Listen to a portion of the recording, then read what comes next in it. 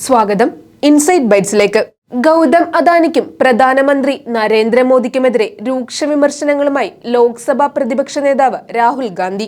അദാനിയെ അടിയന്തരമായി അറസ്റ്റ് ചെയ്യണമെന്നും അദാനിയുടെ സംരക്ഷകയായ മാധബി പൂരി ബുച്ചിനെതിരെ അന്വേഷണം പ്രഖ്യാപിക്കണമെന്നും രാഹുൽ ഗാന്ധി ആവശ്യപ്പെട്ടു. ഗൗതം അദാനിയടക്കം 7 പേർക്കെതിരെ US-ൽ കൈക്കൂലി തട്ടിപ്പ് കേസുകളിൽ കുറ്റപത്രം സമർപ്പിച്ചിരുന്നു. ഇതിനു പിന്നാലെയാണ് രാഹുൽ ഗാന്ധിയുടെ പ്രതികരണം. വീണ്ടും ഞങ്ങൾ ഇക്കാര്യങ്ങൾ ഉന്നയിക്കുകയാണ്. പ്രധാനമന്ത്രി അദാനിയെ സംരക്ഷിക്കുകയാണ്.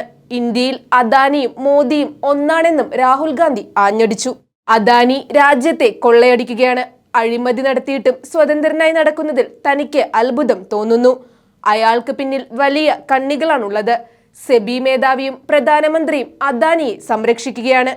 അദാനി നടത്തുന്ന അഴിമതികളിൽ പ്രധാനമന്ത്രിക്കും പങ്കുണ്ടെന്നും രാഹുൽ ആരോപിച്ചു. അഴിമതി നടത്തിയ അദാനി പ്രധാനമന്ത്രി നരേന്ദ്രമോദിയുടെ സംരക്ഷണത്തിൽ ഇപ്പോഴും ഈ രാജ്യത്ത് സ്വതന്ത്രനായി നടക്കുകയാണെന്നും രാഹുൽ ഗാന്ധി പറഞ്ഞു. അദാനിയെ അറസ്റ്റ് ചെയ്താൽ അവസാനം നരേന്ദ്രമോദിയുടെ പേര് പുറത്തുവരും. BJPയുടെ മുഴുവൻ ഫണ്ടിങ്ങും അദാനിയുടെ കൈകളിലാണ്. പ്രതിപക്ഷ നേതാവെന്ന നിലയിൽ താൻ ഈ വിഷയം ലോക്സഭയിൽ ഉന്നയിക്കുമെന്നും JPC അന്വേഷണം ആവശ്യപ്പെടുമെന്നും രാഹുൽ പറഞ്ഞു.